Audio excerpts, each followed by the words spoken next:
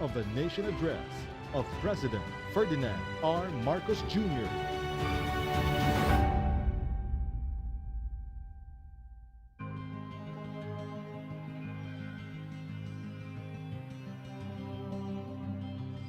To my fellow Filipinos, ang aking mga minamahal na kababayan, batid ko na hindi madali ang ating pinagdaraanan sa nakaraang higit na 2 taon.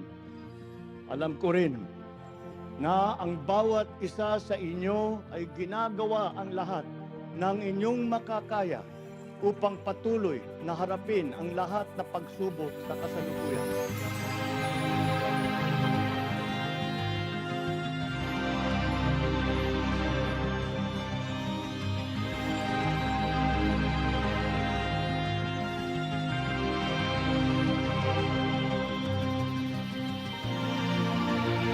Will endure. Let our Filipino spirit ever remain undimmed. I know this in my mind. I know it in my heart. I know it in my very soul. The state of the nation is sound.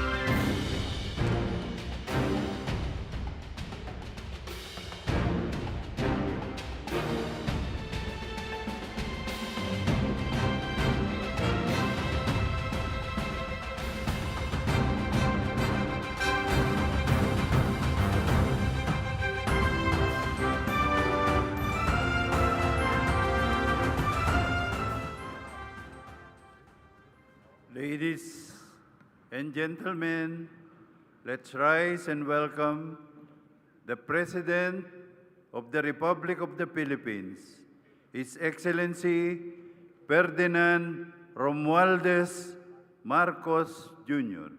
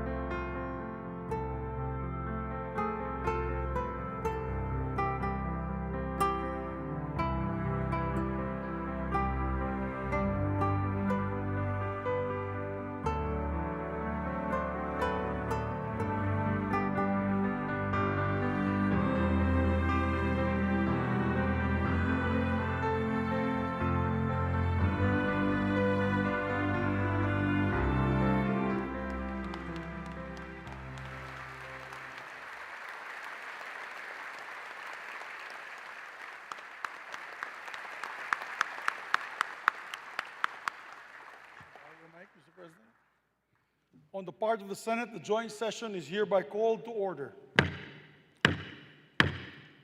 On the part of the House of Representatives, the joint session is called to order. Please remain standing for the singing of the Philippine National Anthem to be led by Ms. Lara Marie Moscardon Maige.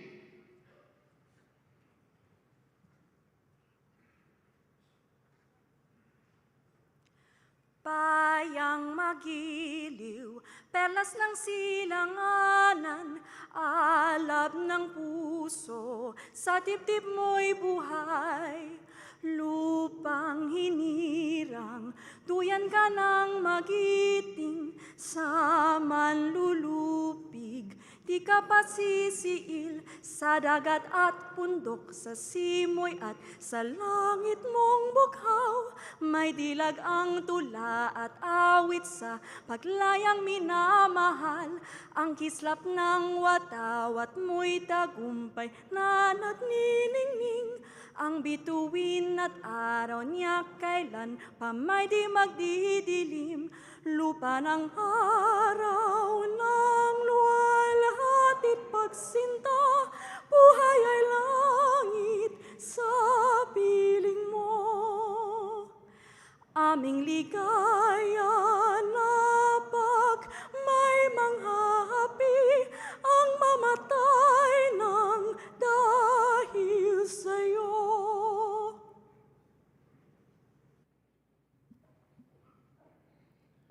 Please remain standing for the nation's prayer. Kindly bow your heads in prayer.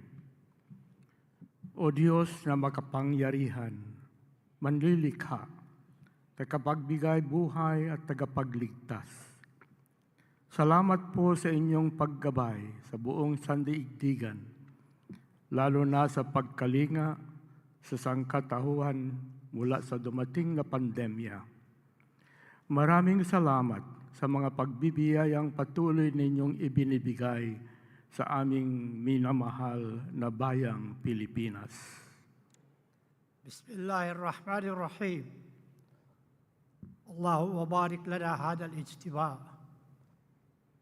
Sa pagtitipong ito, kasihan niyo po kami ng inyong banal na diwa at liwanag upang ang gawin ito ay magbunga ng ginhawa at kasiyahan sa pang-araw-araw na gawin ito, araw-araw na buhay na sambayanan.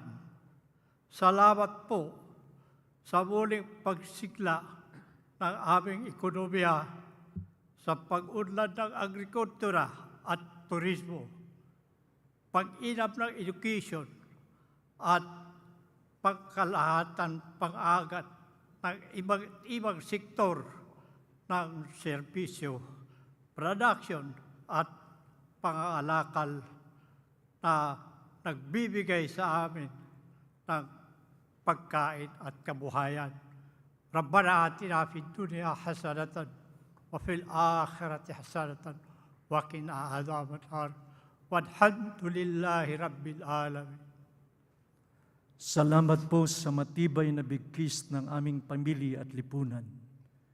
Nakalakip ng kaloob niyong matibay na pananampalataya sa inyo at ang aming pananalig sa pamahalaan ay sama-samang bumuo ng aming matibay na pundasyon bilang isang bayan. Ang pamilya, pamahalaan at pananalig namin sa inyo, Ama, ang siya rin naming sandigan, kanlungan, at bukal ng lakas sa pagharap at pananagumpay sa maraming hamon ng buhay. Salamat po sa pag-iral ng kapayapaan at kaayusan sa gitna at sa kabila ng iba't ibang pananaw, sa marubdob at masiglang diskurso ng aming demokrasya. Tulungan niyo po kami upang makamit ang mas malalim, matibay, malawak na kapayapaan sa ikabubuti ng lahat. Akayin niyo po kami sa pagpapaunlad panglalo ng ekonomiya upang makarating ang mas maraming biyaya sa bawat tahanang Pilipino. Kalakip nito, bigyan niyo rin po kami ng dunong at pagkakaisa sa pagharap at pangangasiwa ng hamon ng climate change. Maghari po kayo ng ganap ang inyong banal na diwa sa puso at isip ng aming mga mamamayan at mga pinuno, mga mambabatas, na mamahala at mga hukom, sampu ng kanilang mga tauhan, upang ang buong katapatan, ang paglilingkod nila at kagandahang loob na manguna sila at maglingkod tungo sa mapayapa, makatarungan, maayos, maunlad, masagana at masayang pamumuhay ng buong sambayanan. Itinatalaga po namin ang gawain ito sa inyo pong mabunyi at dakilang pangalan.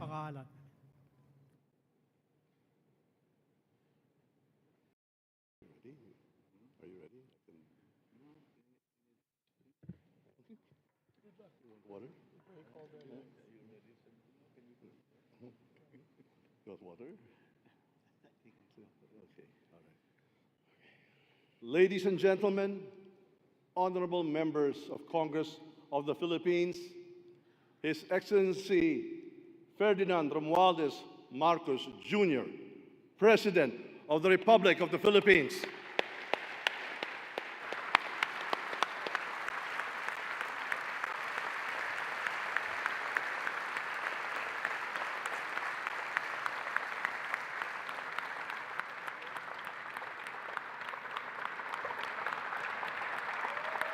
Thank you.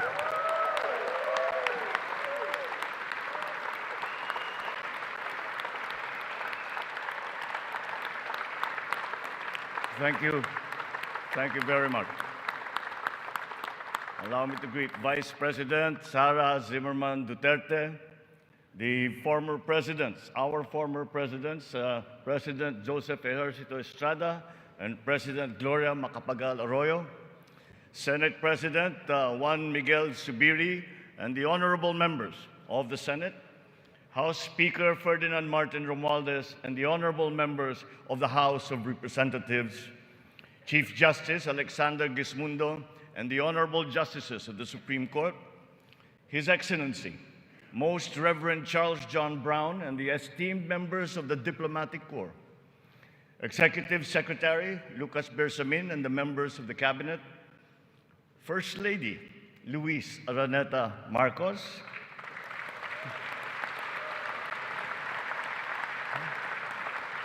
former First Lady Imelda Romualdez Marcos, other distinguished guests, mga minamahal kong kababayan, ladies and gentlemen, magandang hapon po sa inyong lahat. 1 year ago today, I stood here before you, setting forth the plans that we have to improve our economy, bring jobs to our people, improve the ease of doing business, recalibrate our educational system to adapt to the new economy, lower and rationalize energy costs, boost agricultural production, enhance healthcare, and continue social programs for the poor and the vulnerable. Let me now report to the people on the successes that we can now lay claim to, and also the challenges that we continue to face. Last year, we emphasized certain strong headwinds that were confronting us along with the rest of the world in our post-pandemic economic recovery. And the biggest problem that we encountered was inflation. Maraming kaganapan sa mundo ang nakapagpagulos sa maayos na takbo ng pandaigdigang merkado. Bukod sa digmaan sa Ukraine, naroon ang patuloy na epekto ng pandemya. Pinalala pa ito ng pagbabawas ng produksyon ng mga bansang pinagkukuhanan natin ng langis. Nang tumaas ang presyo nito, nagsunura na rin ang presyo ng iba't ibang bilihin, ang gasolina, ang kuryente at ang pagkain.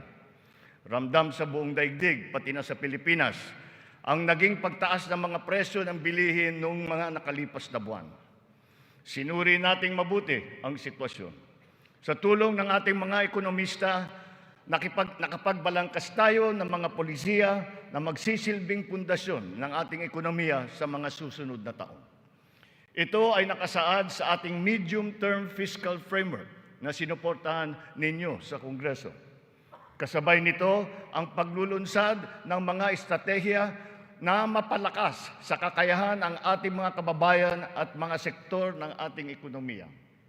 Nakakita po tayo ng magagandang resulta. While the global prospects were bleak, our economy posted a 7.6% growth in 2022, our highest growth rate in 46 years.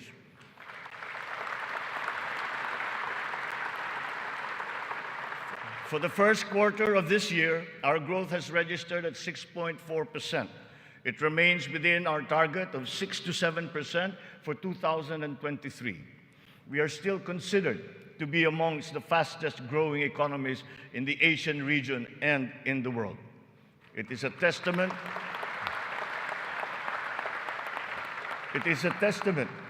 to our strong macroeconomic fundamentals. Our financial system, the nerve center of our economy, remains strong and stable. Banks, the transmission arms of our monetary policy, have strong capital and liquidity positions. Stimulated by the relaxation of pandemic restrictions, transactions once again have flourished alongside the booming e-commerce that was undeterred by the pandemic in 2022.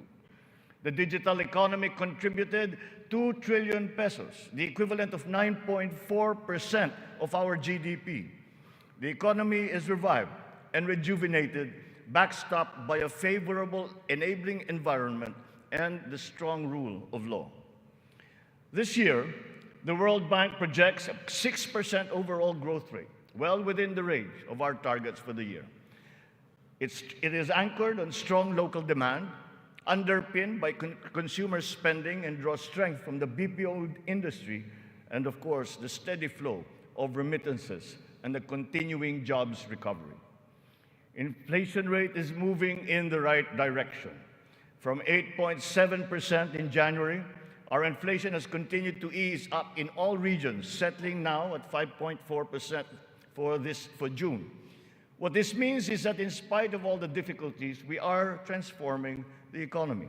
We are stabilizing the prices of all critical commodities. According to the Bangko Sentral, inflation is expected to ease further by the close of the year and projected at 2.9% by 2024.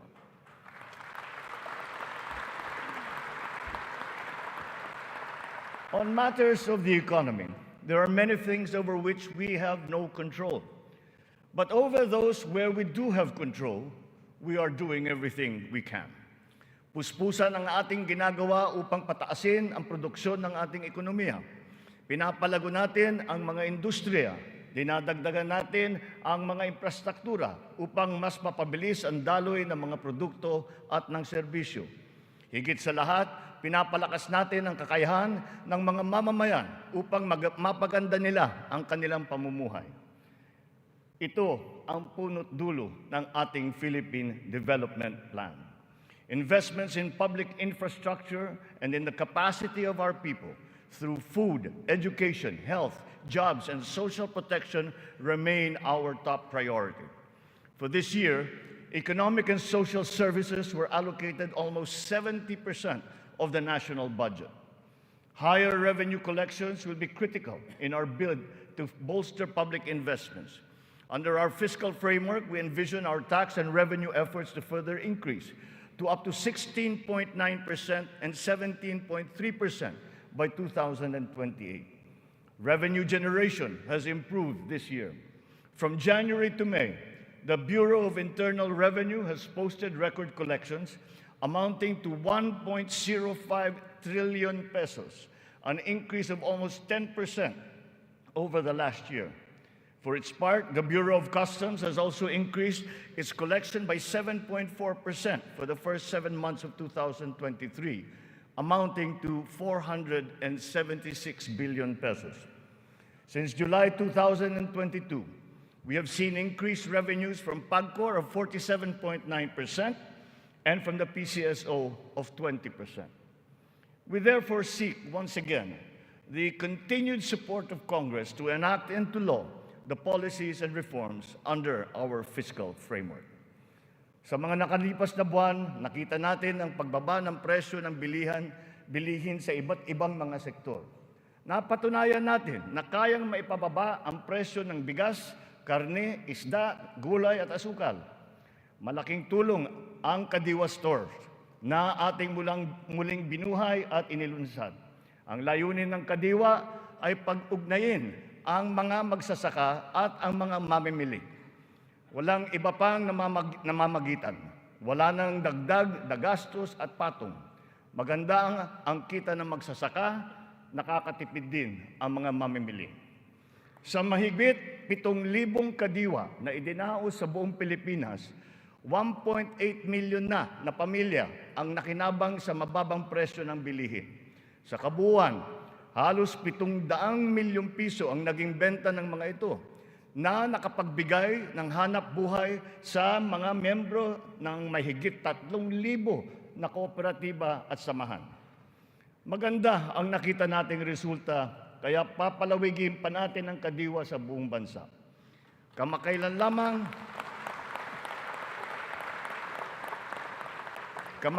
lamang ay nagsanib puwersa na ang mga ahensya ng pamahalaan upang lalo pang patibayin ang Kadiwa. Katuwang natin dito ang buong sektor ng agrikultura at ang lokal na pamahalaan. Our aim is to boost our local agricultural production through consolidation, modernization, mechanization, and improvement of value chains, augmented by timely and calibrated importation as needed. Nakita nating tumaas ng 2.2% ang sektor ng agrikultura sa unang 3 buwan ng taong ito. In our quest for food security, our methods are now more guided by science and the balance of nature, so that production is both sustainable and responsible, benefiting both this and future generations.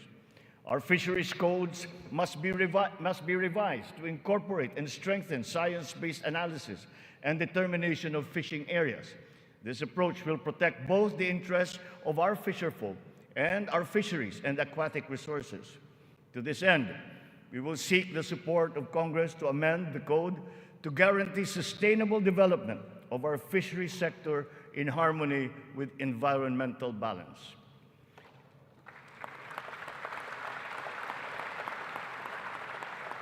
Ipinagbubuklod natin ang mga magsasaka sa pamamagitan ng farm and fisheries clustering at mga livestock multiplier farms. 300 cluster na ang ating natukoy na binubuo ng halos 700 kooperatiba at may lawak na mahigit na 200,000 hektarya ng bukirin. Upang mas mapabilis at mas mapadali ang pagbuo ng kooperatiba, kakailanganin natin ang suporta ng Kongreso na maamyendahan ang Cooperative Code. Sa pamamagitan nito, unti-unting lalakas ang kanilang produksyon at puwersa sa merkado. Totoo ang kasabihan, mas malapas basta't sama-sama. Pinapalawak natin ang kanilang kaalaman sa makabagong mga teknolohiya at pamamaraan. Isa na rito ang paggamit ng biofertilizer na gawa sa Pilipinas at subok din at maaasahan. Sa balanced fertilizer strategy, gaganda ang ani ng mga magsasaka. Hindi na nila kailangan pang umasa sa mas mahal at imported na fertilizer. Bilang tulong sa mga magsasaka, namigay ang pamahalaan ng mahigit 28,000 mga makabagong makinarya at mga kagamitan sa iba't ibang dako ng Pilipinas. Sa ilalim ng iba't ibang mga programa ng kagawaran ng agrikultura, namigay ang pamahalaan ng mahigit na 50 milyong binhi ng palay, mahigit 1 milyong binhi ng mais, at sari-saring mga binhi ng gulay. Nagpamigay tayo ng mahigit 100,000 binhi ng nyug at nagpatanim sa halos 10,000 hektarya ng lupa sa buong bansa. Lahat ng mga binhing ito ay makabago, hybrid at mataas ang kalidad. Sa naging pagtaas ng presyo ng gasolina at pataba, Nagdala ng kaunting ginhawa ang mga fuel at fertilizer discount vouchers na ating pinamigay sa mga nahihirapang magsasaka. Ang mga natanggap nating donasyon na pataba mula sa China, pinimigay na natin kaagad sa kanila. Isa sa mga dahilan ng pagtaas ng presyo ay ang mga smuggler, mga hoarder at mga nagmamanipula ng presyo ng produktong agrikultural. Hinahabol at ihaabla natin sila. Sadyang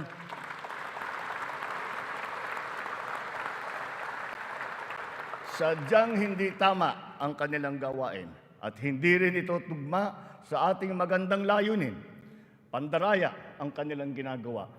Napapahamak hindi lamang ang mga magsasaka, kundi tayo rin mga mamimili.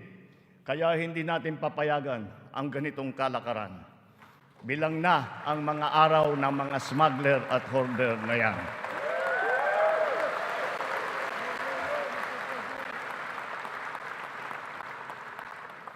Mahalaga ang infrastruktura para masuportahan ang may 14 na milyong hektarya ng sakahan.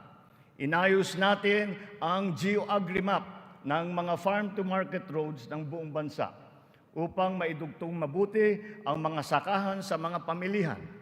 Alinsunod dito, karagdagang 600 kilometro ng mga FMR ang ating nilatag sa iba't ibang panig ng bansa.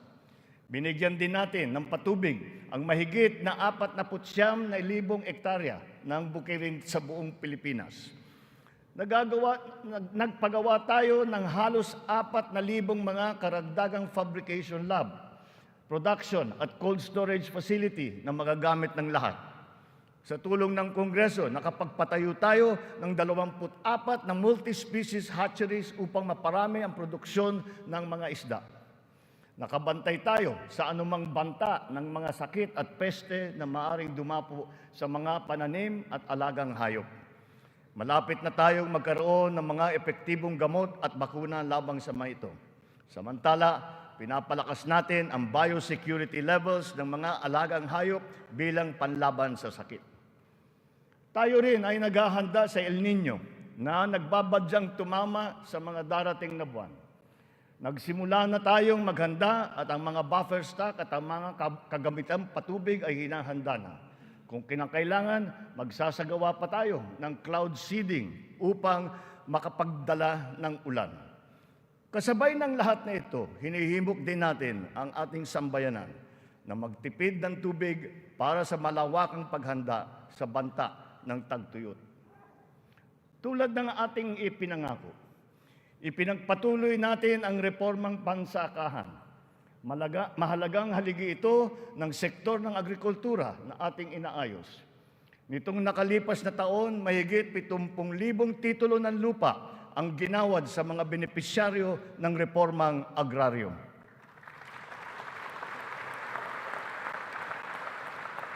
Tamang-tama ang ating pagpapatigil ng mga bayarin ng mga benepisyaryo sa ilalim ng ating nilagdaan EO number 4. 1 taon mula nung aking unang SONA na isabatas na ang bagong Agrarian Emancipation Act.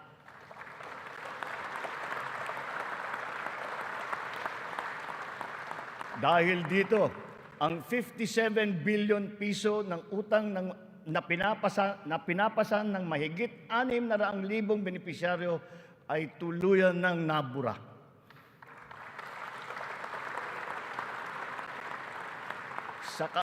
Sa ngalan ng mga magsasakang ito at ang kanilang mga pamilya, maraming salamat muli sa ating mga mambabatas.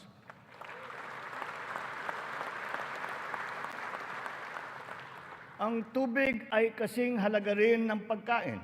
Kailangan natin tiyakin na may sapat at malinis na tubig para sa lahat at sa mga susunod na salinlahi. Kasama na rito ang tubig na ginagamit natin para sa sakahan. Considering its fundamental importance, water security deserves a special focus. Our efforts must not be scattershot, but rather cohesive, centralized, and systematic. So given that urgency, We have created the Water Resources Management Office to specifically handle the delicate job involving this most precious resource. Nakikipag-ugnayan tayo sa Kongreso upang maipasa ang batas para sa pagbuo ng isang Department of Water Resource Management.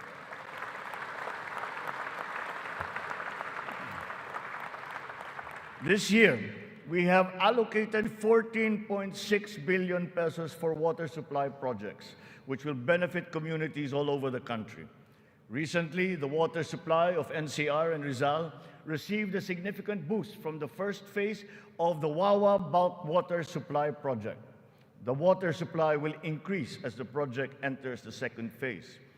We have installed 6,000 rainwater collection systems across the country in preparation for the looming dry spell brought about by El Nino. One of the keys to continuing economic growth is infrastructure development. So we will build better and more. Our 8.3 trillion peso Build Better More program is currently in progress and being vigorously implemented.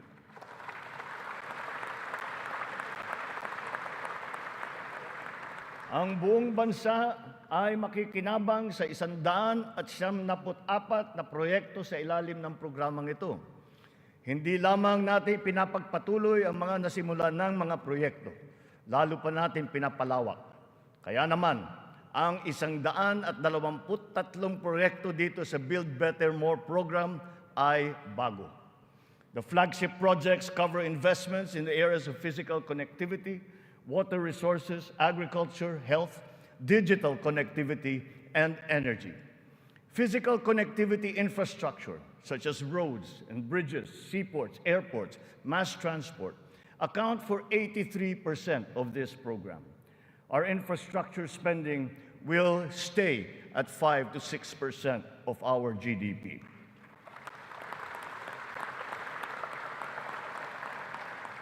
The underlying logic to our infrastructure development is economic efficiency.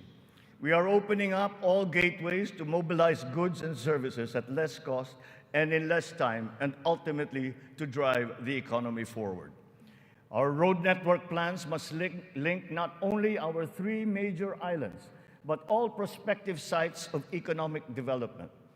The 1,200-kilometer Luzon Spine Expressway Networks program will effectively connect Ilocos to Bicol from 20 hours to just 9 hours of travel.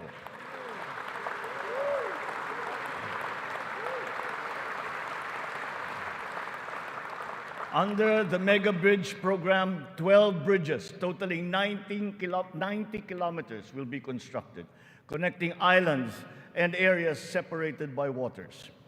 The program notably includes the Bataan-Cavite Interlink Bridge and the Panay-Guimaras-Negros Island bridges, each spanning 32 kilometers, and also the Samal Island Davao City Connector Bridge. As of June this year, we have constructed, maintained, and upgraded more than 4,000 kilometers of roads and around 500 bridges across the country.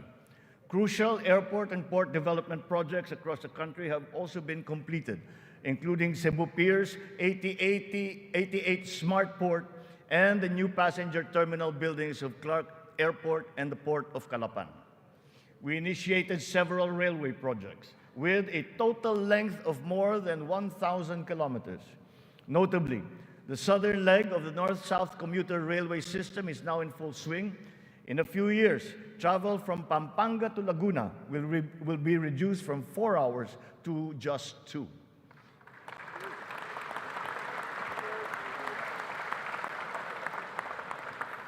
Intermodal connectivity will also be a primary consideration. Roads, bridges, and mass transport systems will be interconnected. This network will provide access and passage to vital and bustling economic markets, such as agriculture hubs, tourism sites, and key business districts. For strategic financing, some of the nation's high-priority projects can now look to the newly established Maharlika Investment Fund without the added debt burden. In pooling a small fraction of the considerable but underutilized government funds, the funds shall be used to make high-impact and profitable investments, such as the Build Better More program. The gains from the fund shall be reinvested into the country's economic well-being. To ensure sound financial management, a group of internationally recognized economic managers shall oversee the operations of the fund, guided by the principles of transparency and accountability. This guarantees that investment decisions will be based on financial considerations alone, absent any political influence.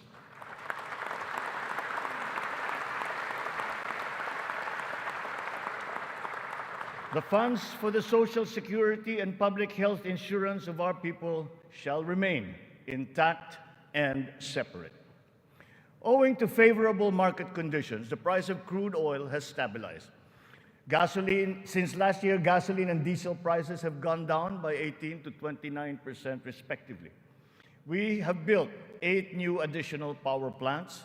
This brings to 17 the total number of power generation facilities that have been switched on across the country since last year, substantially increasing our energy production by 1,174 megawatts. Alongside power generation, we are also as relentless in pursuing total electrification. Since my assumption into office, almost 500,000 homes have been given access to electricity. We will spare no effort to achieve full household electrification by the end of my term. 100% is within our reach. When it comes to energy, renewable energy is the way forward. We are aggressively promoting renewables so that it provides a 35% share in the power mix by 2030, and then on to 50% by 2040. To accelerate the realization of this green energy goal, we have opened renewable energy projects to foreign investments. Since last year, an additional 126 renewable energy contracts with a potential capacity of 31,000 megawatts have been awarded. To date, we have over 1,000 active projects spread all over the country. 299 of these are solar, 187 are wind, 436 are hydroelectric, 58 biomass, 36 geothermal, and 9 are ocean-powered. The Malampaya project has been a boon to our country, energizing 20% of Luzon. The renewal of the contract guarantees continued revenues and energy production for another 15 years. But aside from Malampaya, we will also push for more gas exploration in other parts of the country. The national government has also partnered with the BARM in regard to energy exploration and development, and also its utilization within its territorial jurisdiction. We therefore expect to see renewed investor interest in its promising sites. We finally have a unified national grid with the interconnection of the Luzon, Visayas, and Mindanao grids. The one grid, one market will enable more efficient transfers and more competitive pricing of electricity throughout the country. However, 68 grid connections are much delayed, according to the ERC's count. We are conducting a performance review of our private concessionaire, the National Grid Corporation of the Philippines. We look to NGCP to complete all of its deliverables, starting with the vital Mindanao, Visayas, and Cebu Negros Panay interconnections. Habang pinapabuti natin ang lagay ng ekonomiya, pinapalakas din natin ang kakayahan ng Pilipino. Ito ay sa pamamagitan ng mahalagang armas ng edukasyon, magandang kalusugan at trabaho. Malaking bahagi ng pondo ng pamahalaan ay inilaan para sa mga ito. Sa ating pagtahak sa kaunlaran, walang mamamayang Pilipino ang maiiwanan. Para sa atin, ang bawat buhay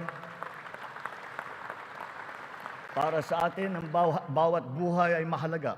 Ano man ang edad, kasarian, pangkat, relihiyon o pisikal na kondisyon, sila ay kukupkupin at tutulungan. Naglalaan tayo ng sapat na pondo para sa mga paglingap ng mga lubos na nangangailangan. Layunin natin na sila ay makabangon, mabigyan ng sapat ng kakayahan at maging produktibo. Hindi lamang DSWD, kundi pati ang DOLE, ang DepEd, TESDA, CHED ay tumutulong sa ating mga kababayang nangangailangan. Ang AIX, TUPAD, TVET for Social Equity, Social Pension for Indigent Senior Citizens, at ang Cash for Work para sa mga PWDs ay ilan lamang sa mga mahahalagang programa ng pamahalaan para sa kanila. Nariyan din ang Integrated Livelihood Program Kabuhayan upang matulungan ang mga maliliit na negosyo. We are inclusive in our pursuit of social protection. The pension of the military and the uniformed personnel is as important, as urgent, and as humanitarian as that of all other civilian Filipino employees. Efforts are underway to make it fully functional and financially sustainable. We are once again working closely with Congress to ease the transition from the old system to the new one, so as to be able to guarantee that no effects are felt by those in the uniformed services.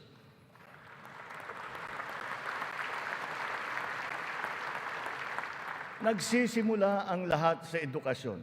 Ito ay para palakasin ang isip at kakayahan ng bawat Pilipino. Ang ating butihing Vice Presidente, na kalihim din ng kagawaran ng edukasyon, ay tumutulong upang tiyakin na ang bawat batang Pilipino ay mabibigyan ng nararapat at kalidad na edukasyon.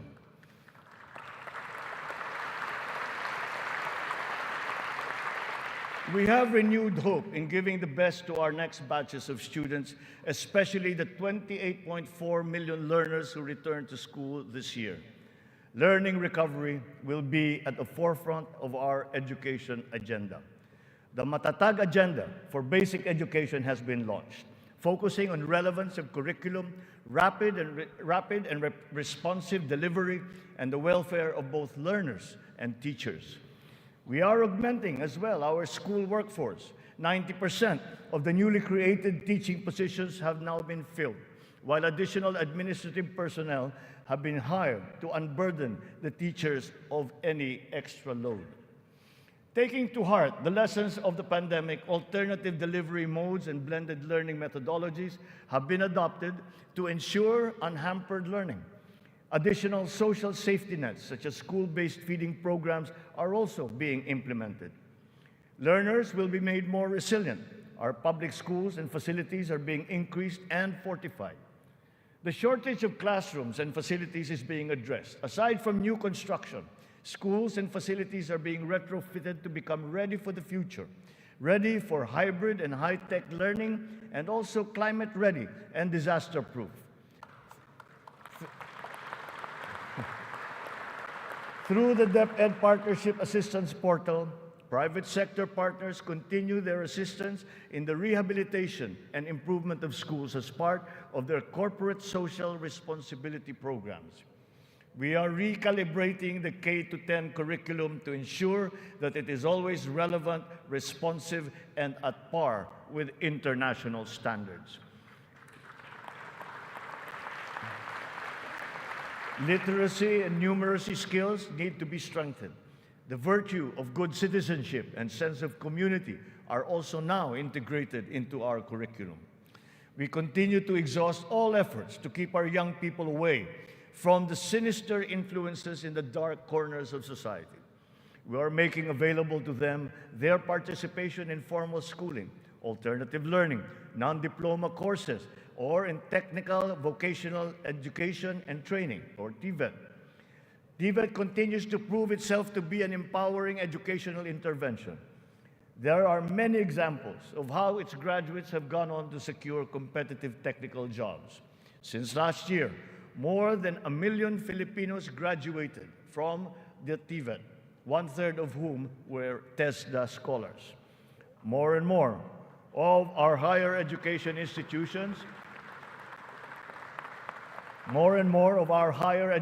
institutions have reached world-class status.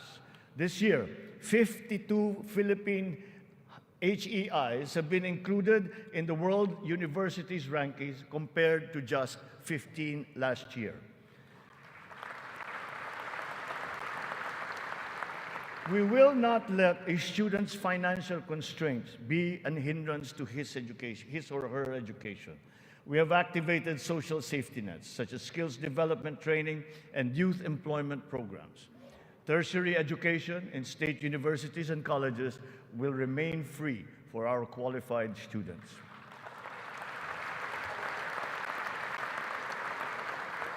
Last year, out of the 4.1 million enrolled college students, almost 50% were beneficiaries of the country's free higher education under the Universal Access to Quality Tertiary Education program.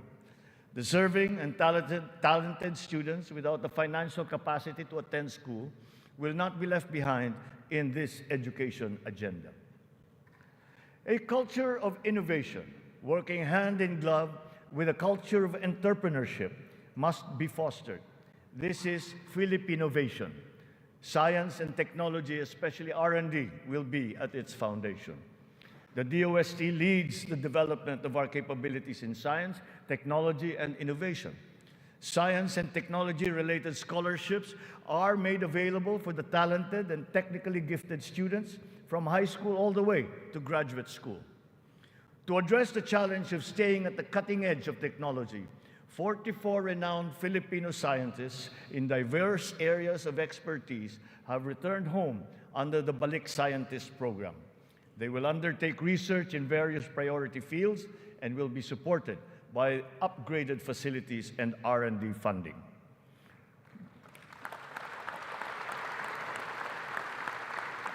The Philippines has launched 2 additional satellites into space. Together with the first satellite, they will track weather, predict storms, evaluate soil and water supplies, analyze shifts in population, and be used for traffic management, geohazard mapping, risk assessment, and even including security and defense. Science, technology, and innovation will drive the quality and competitiveness of our workforce, as well as our manufacturing, export, creative, and service industries, in existing markets and in new ones waiting to be explored.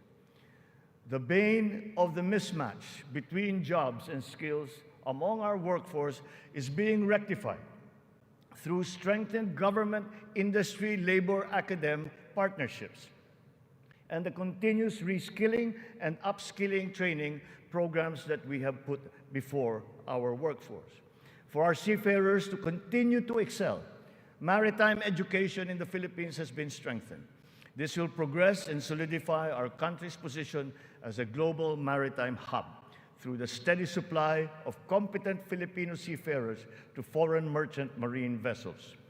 The question about the European Union's recognition of the standards of training of Filipino seafarers has, after 17 years, finally been resolved.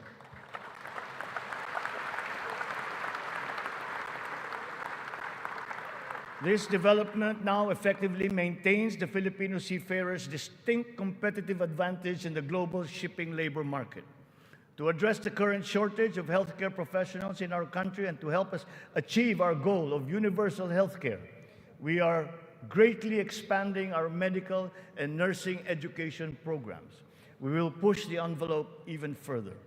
We are helping nursing graduates hurdle their board exams so that they will obtain their licenses and join our pool of healthcare professionals.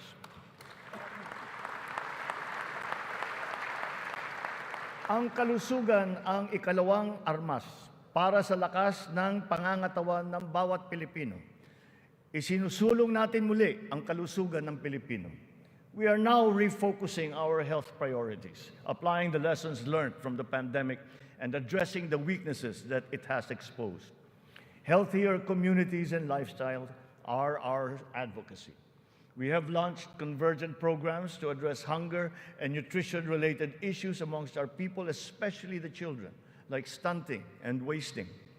Last week, we introduced the pilot food stamp program, which seeks to supply the nutrition needs of the million most food-poor Filipinos. The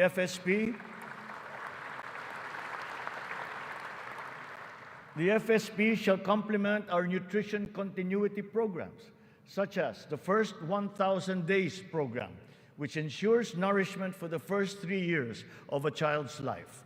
The supplemental feeding program is for our children attending daycare centers. The K-6 program will feed kindergarten to grade 6 public school students who are suffering from wasting and severe malnutrition. We are catching up on the routine vaccinations of our children. As of this year, more than 80% of our eligible children have been vaccinated against measles, rubella, and polio. Nananawagan ako sa lahat ng mga magulang na kumplituhin ang mga bakuna ng kanilang mga anak at magtungo sa pinakamalapit na health center para sa mga libreng bakuna. The whole of society must exert efforts to suppress the alarming rise of tuberculosis and HIV/AIDS. To stem the tide, the strategic plan is to ensure early diagnosis and treatment and ample testing sites and medications. Our healthcare system is undergoing structural changes. Public health facilities are being increased, both in number and in capability. Last year, more than 3,400 projects were completed. To improve capacity for specialized medical treatment, specialty centers in various fields are being established and integrated into our government hospitals. And the last year, additional 60 specialty centers have been opened to the public. Just last week, we inspected the site of what will soon be a 5-hectare multi-specialty center in Pampanga, which will specialize in pediatrics, cardiology, kidney, and cancer treatment.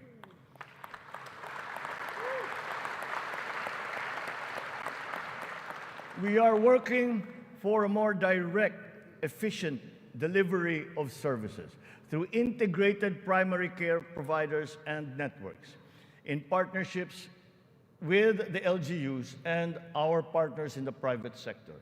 These shall, of course, be supported by what is now a better and more efficient PhilHealth. Ang presyo ng mga mahalaga at pangunahing gamot ay bumaba ng humigit kumulang ng 40%. Mayroon ding iba na bumaba na hanggang 70%. Aside from the maximum retail price regulation being implemented, strategic VAT exemptions also lowered the prices of 59 essential medications such as those for cancer, diabetes, hypertension, kidney disease, and mental illness. Palapit na tayo. Palapit na tayo sa hangarin na ang lahat ng Pilipino ay makakakuha ng serbisyong pangkalusugan. Sa ngayon, mahigit 93% na ang kasapi sa PhilHealth. Sa pinagandang konsulta package ng PhilHealth, 21 klase ng mga gamot at 13 laboratory service ang ibibigay ng libre. Ngayon, meron na tayong mahigit 2,000 konsulta center sa buong bansa. Ang bilang na ito ay mas marami ng 35% mula nung nakalipas na taon. Upang mas lalo pang makatulong sa mga pasyente, ang dating 70 libreng dialysis session ay inakyat na natin sa 156.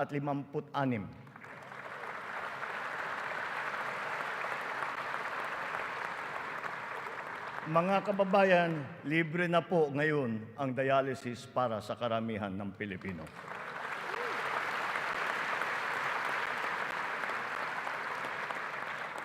Noong nakalipas na taon, mahigit 3.4 milyon na Pilipino ang nabigyan ng tulong sa ilalim ng Medical Assistance for Indigent Patients, program ng DOH.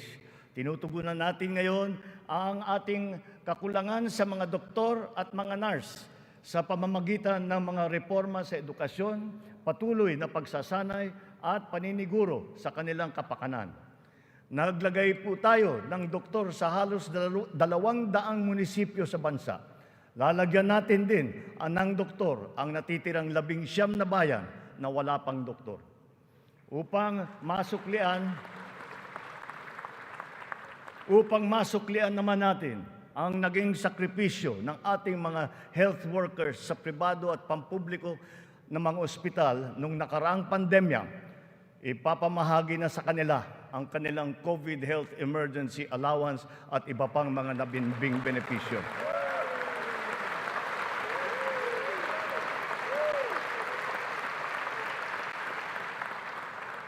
Kasabay ng pangangalaga natin sa edukasyon at kalusugan ng ating mamamayan, tinitiyak din natin na may sapat at magandang hanap buhay sa loob at maging sa labas ng bansa. As of May this year, our employment rate rose to 95.7%, clear proof of the improvement from the severe unemployment that we experienced during the height of the pandemic. Employment then was at a low of 82.4%. But even with our current high level of employment, we must do more. We will generate additional jobs for the remaining 4.3% of our workforce, as well as for the 11.7% underemployed Filipinos seeking better employment opportunities. Under the banner of our fast-growing economy, we are aggressive in our investment and business promotions and facilitations. For that, we have not limited ourselves to the local economy, but we have looked to the global economy for partnerships and agreements. Our independent foreign policy, a friend to all and enemy of none, has proven effective. We have formed strategic alliances with our traditional and newfound partners in the international community. We have embarked on foreign trips to promote the interest of the country for peace building and for mutually beneficial purposes.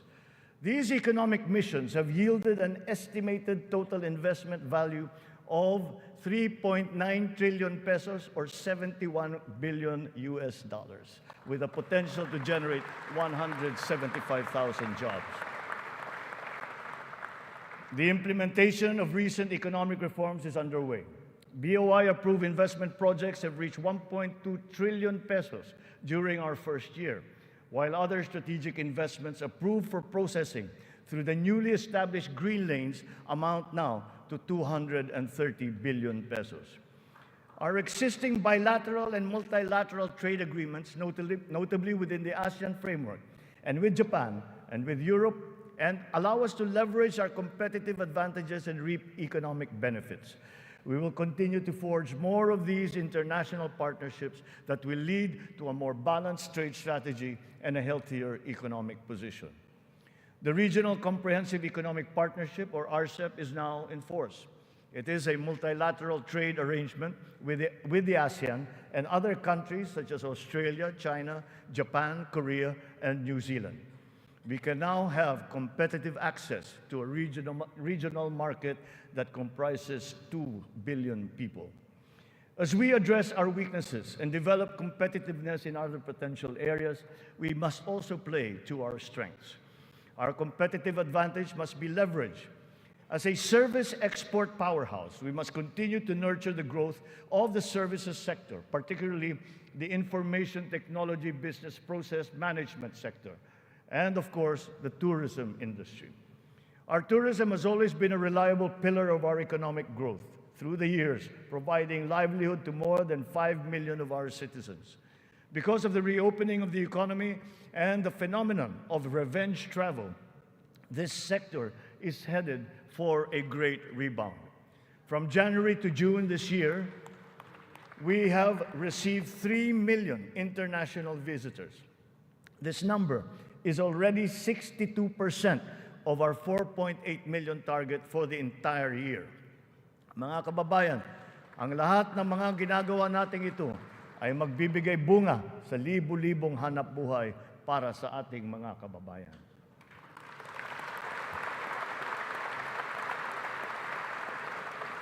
To create these investment opportunities, we must ensure that an enabling business environment is in place, that there is peace and order, and that the rule of law governs.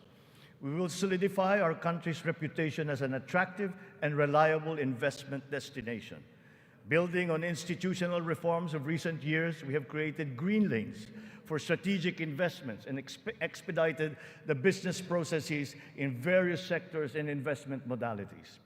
A progressive and rationalized system of taxation is a component of the ease of doing business. The CREATE law has made our corporate tax and incentive schemes equitable and business-friendly.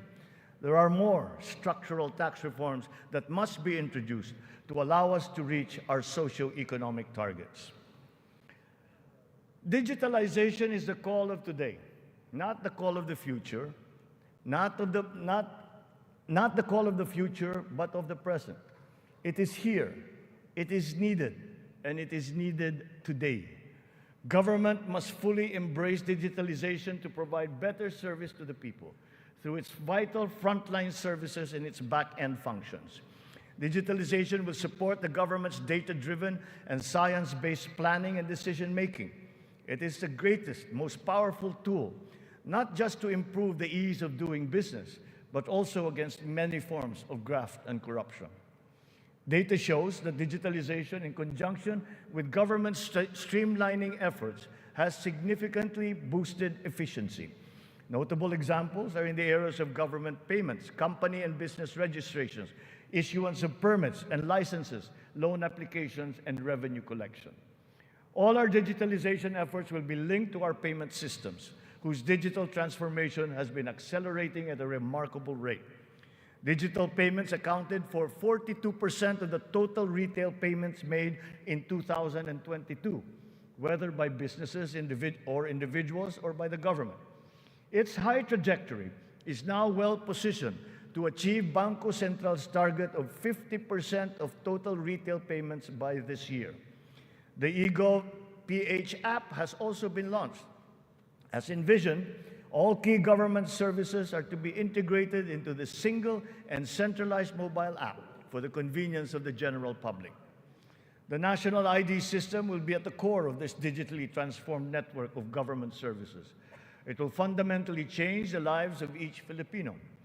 At 87% total registration, we are now closer to establishing a complete, accurate, and reliable digital database of our own for the entire population. This has already been integrated into the eGov PH app and can be now accessed by our citizens.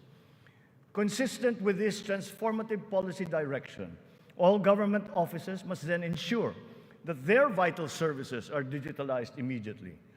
In response to this call, the Department of Migrant Workers launched last week the Department of Migrant Workers Mobile to make the journey of our overseas Filipino workers easier. Because of system upgrades, our internet speed has improved. As of June of this year, our fixed broadband speed ranks 47th amongst 180 countries. This ranking is 11 places higher than it was last year. Our mobile internet speed is now ranked at 83 out of 142 countries, which is 8 places higher than it was last year. There will be more improvements as our internet infrastructure undergoes further upgrades. Early this year, Starlink went live in the Philippines, now providing high-speed satellite broadband connectivity. Our national fiber backbone and broadband ng MASA projects will also deliver high connectivity and high-speed internet. We are prioritizing geographically isolated and disadvantaged areas. The DICT has been directed to consolidate all these digitalized government services into the eGov PH app, to establish the National Government Portal and the Philippine Business Data Bank to improve the internet speed in our country. With our e-commerce roadmap firmly in place, we are poised to take this digitalization drive further and beyond, utilizing e-commerce to take full advantage of new technologies. The first bill that I signed into law was the SIM Registration Act, because we are mindful of the risks and vulnerabilities that can lead to negative consequences. Digital users and consumers shall be protected from identity theft, phishing, other online scams through essential systems and safeguards, such as cybersecurity, data privacy, consumer complaint mechanisms, and financial literacy campaigns. The trainings necessary to ease the transition of those whose jobs will be affected by the shift to digitalization are also now being included in the curricula and programs offered by TESDA, DICT, and other agencies of government. It is our wish that one day foreign employment will be driven by choice, not by necessity. It remains a noble calling that our OFWs have answered. requiring great sacrifice from them, their families, and their communities. We are engaging with our partners in the international community to ensure a safe working environment for our countrymen. And as we do so, we are also putting in place responsive mechanisms for the social welfare, repatriation, and reintegration of our returning OFWs into the Philippine economy.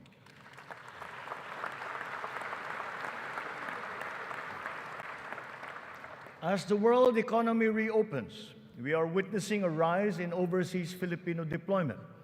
In 2022, the number has increased by 62%.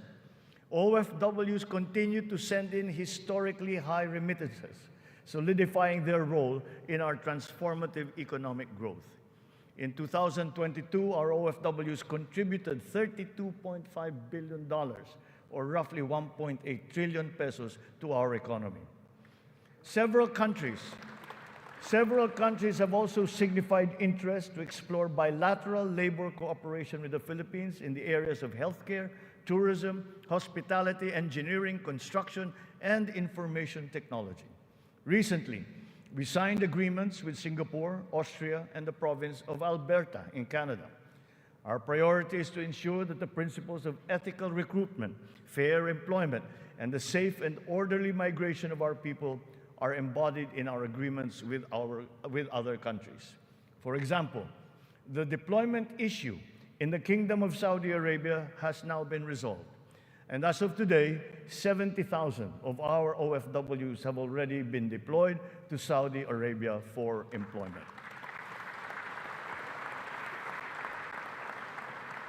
Moreover, the unpaid salaries and other related claims of some 14,000 OFWs who have been put out of work in Saudi Arabia during the pandemic are now being processed. The Crown Prince of the Kingdom of Saudi Arabia himself personally committed to me that the unpaid claims of Filipino workers would now be paid.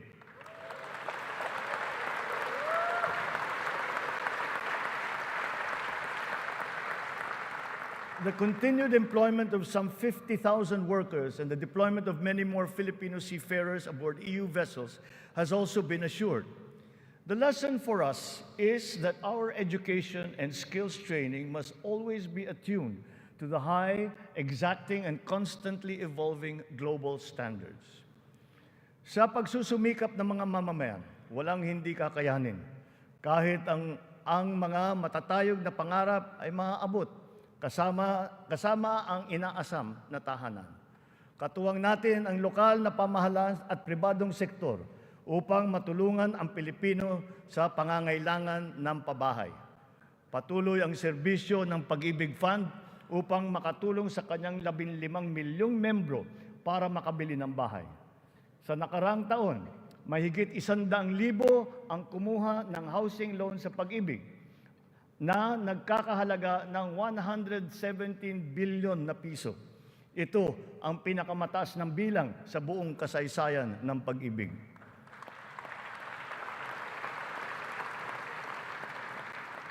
Itong nakalipas na taon, mahigit 148,000 na kabahayan at mahigit 30,000 mga Certificate of Eligibility of Lot Award ang naipamahagi sa Luzon, sa Visayas at sa Mindanao sa ilalim ng sari-saring mga programang pabahay ng pamahalaan.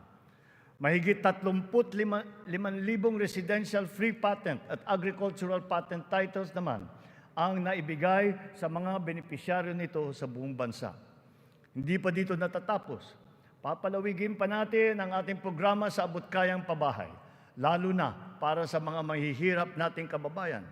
Itong nakalipas na taon, inilunsad natin ang pambansang pabahay para sa Filipino Housing Program o 4PH. Nagkaroon na tayo ng groundbreaking sa 25 lugar sa iba't ibang bahagi ng bansa.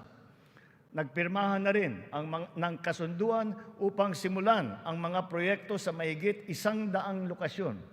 Kung susumahin natin ito, mahigit 1 milyong kabahayan ang maialay natin sa ating mga kababayan sa buong bansa.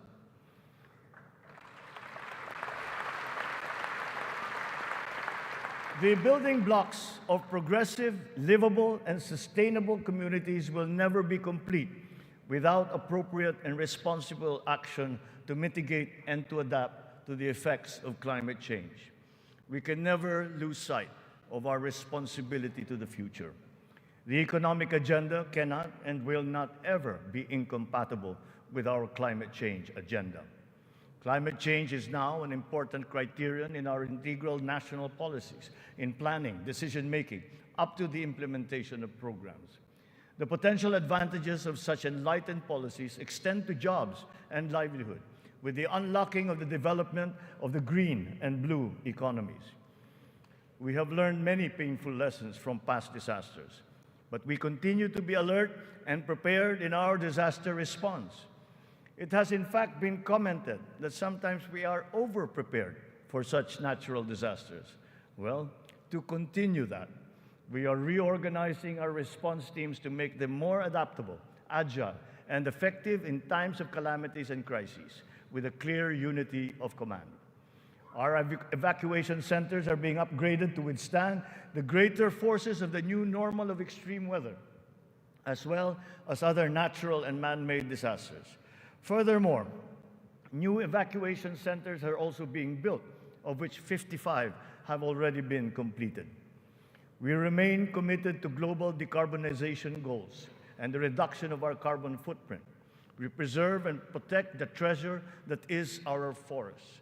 Their value to the environment, to the ecology, and the economy is incalculable. We have adopted the concept of the circular economy, using nature as our model. The aim is to keep raw materials in a closed loop. In our world with scarce resources, the circular economy allows us to fully use these resources, minimize waste, and reduce the need for new resources, just as it is in nature. Just like our climate change action, this new system requires the participation of all sectors of society, up to each individual citizen, for it to succeed. Only a whole of government and whole of society approach will enable us to do all of these. It is necessary to apply all the resources that are at hand if we are to progress as quickly as we need to. Collaboration is the key between and among government offices, and between government and the private sector, between industries and the academe, between government and international partners, and most importantly, collaboration between and among our populace. Kakailanganin natin ang tulong at kakayahan ng buong pamahalaan at ng buong bansa. And so we shall do the same for the next 5 years. We seek not only to become more effective, but more, to become truly transformative. This approach will be operationalized through the interagency cooperations, as well as through coordinated efforts between and among the 3 branches of government and the independent constitutional bodies. We have organized private sector advisory councils and national local mechanisms to establish the needed linkages. Once again, on this same principle, I urge the government to enact a new government procurement law and a new government auditing code.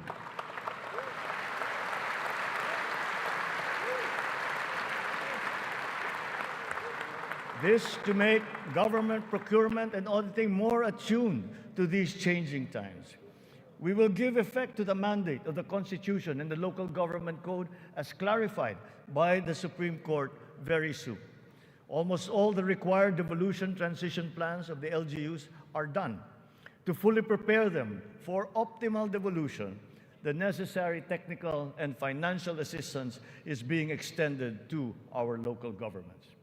In everything that we do, the enduring Filipino quality of bayanihan will still be our guide. 5 taon mula nung matinding kaguluhan, babangon na ang Marawi City.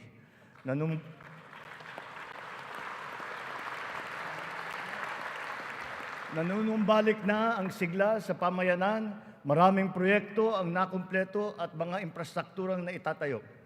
Kasalukuyan na tayo nagpoproseso ng tulong pinansyal para sa mga biktima ng Marawi Siege upang sila ay makapagsimula muli. Naway mamayani ang pag-asa. Naway magpatuloy ang pagkakaisa, pagmamatyag at paghahangad ng kapayapaan at kaunlaran. We are proud of the progress that the BARM has taken. It will be self-governing. It will be self-governing, it will be progressive, and it will be effective. But this was only made possible because of the cooperation of all key groups. We talked to the local governments, the royal families, the MNLF, the MILF. We're all consulted and represented in this transition phase. The international community has also supported us in this smooth transition. Former adversaries are now partners in peace. Its functions have been defined, and its basic laws are now being written. Through the BARM, we have strengthened the nation's prospects for finally achieving sustainable progress anchored on a true and lasting peace in southern Philippines. We will continue to support the progress of the BARM, apace with our singular vision for all Filipinos.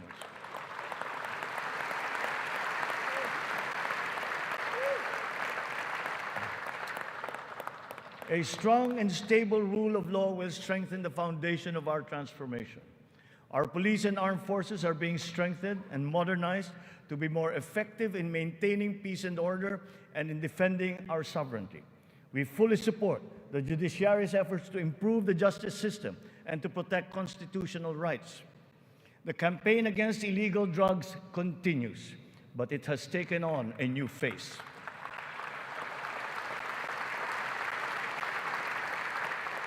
It is now geared towards community-based treatment, rehabilitation, education, and reintegration to curb drug dependence amongst our affected citizenry.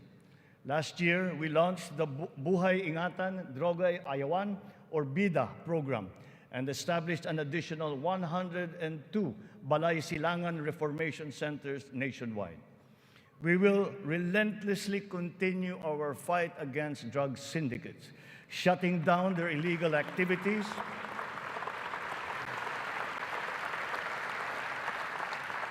we will shut down their activities and dismantle their network of operations. Unscrupulous law enforcers and others involved in the highly nefarious drug trade have been exposed. I will be accepting their resignations.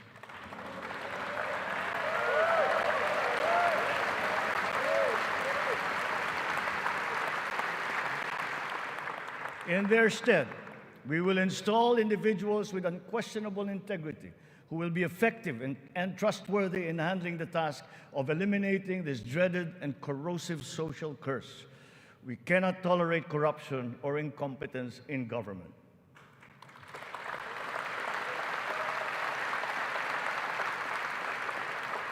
For almost half a century, some of our fellow Filipinos have taken to arms to make their views known and felt. We are now at the point in our history when their armed struggle has evolved. We have now progressed together towards peace and development. We have incorporated capacity building and social protection into our reintegration programs to guarantee full decommissioning of former combatants. Through community development and livelihood programs, the barangay development and enhanced comprehensive local integration programs have been effective in addressing the root cause of conflict in the countryside.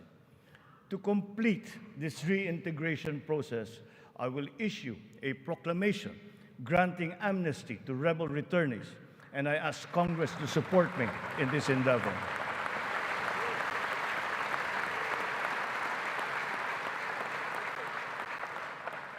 Our journey to progress requires not only unity and social cohesion amongst our people. It is also imperative that our nation remains intact and inviolable, our sovereignty preserved. We will protect our sovereign rights and preserve our territorial integrity in defense of a rules-based international order.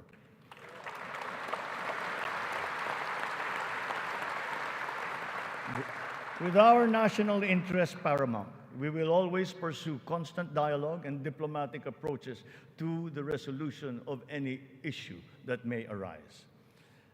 So the initial results of our efforts inspire confidence. Let us continue to be relentless in our aspiration of peace and progress. This has not been the work of a single person, neither a single branch of government, nor even the whole government acting alone. This is the collective synergy achieved by all Filipinos working together. It took a whole-of-nation effort to achieve this immediate recovery from our pandemic slump. Unity was what made us rise once more. Nagsisimula pa lamang tayo. Ang pagbangon ng ating bayan ay magpapatuloy pa. Hinihiling ko ang inyong tiwala at pakikiisa. Sa ganitong paraan, makakamtan natin ang ating tanging hangarin, ang maginhawa, matatag at panatag na buhay para sa lahat ng Pilipino.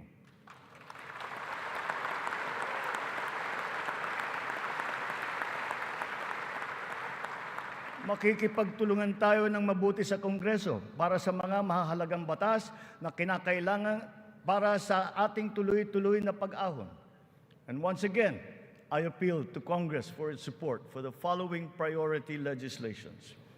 The essential tax measures under our medium-term fiscal framework, such as excise tax on single-use plastics, VAT on digital services, rationalization of mining fiscal regime, motor vehicle users charge, road users tax, the military and uniform personnel pension, amendment of the Fisheries Code, amendment of the Anti-Agricultural Smuggling Act, amendment of the Cooperative Code, new government procurement law, new government auditing code, anti-financial account scamming, Tatak Pinoy law, the Blue Economy law, ease of paying taxes, LGU income classification, and the Philippine Immigration Act.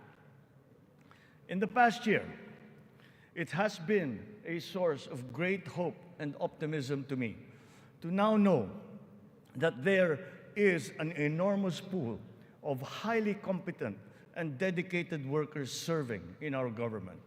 It is up to us to provide good leadership and guidance. They love the Philippines and have responded to our call.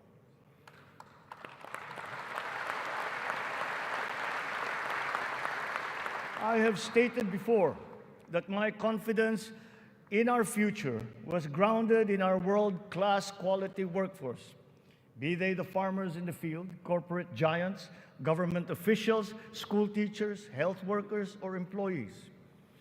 That confidence has been further buoyed by the demonstration of love for the Philippines. Every Filipino has unanimously risen to the challenge that we have made to them to be part of our nation's future.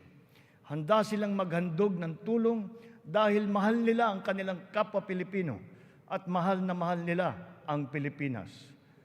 And thus, with this in my heart, I know that the state of the nation is sound and is improving. Dumating na po ang bagong Pilipinas. Maraming salamat po sa inyo.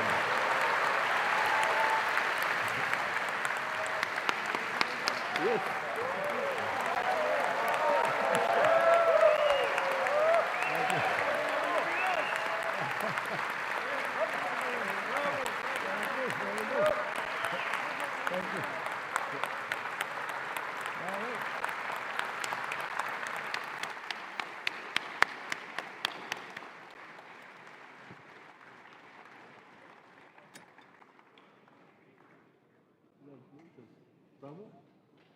Congratulations, boss. You go for both legs.